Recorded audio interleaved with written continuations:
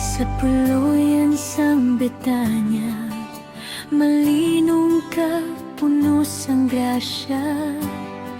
May tatlo ka mag-utod nga matinumanon, nagahigugma sa Kristo nga anak sang Dios.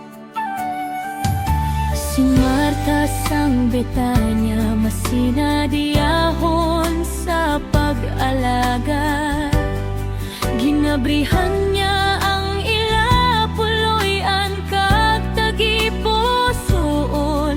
Sa tagsa ka buluhaton may nga gugma, pag-alagad nga wala sing kakapoy. Si Maria sang Betanya, nagpungko sa iya tiilan, nagpamati sa pulong nga balaan. Sa mahamot nga agwangan,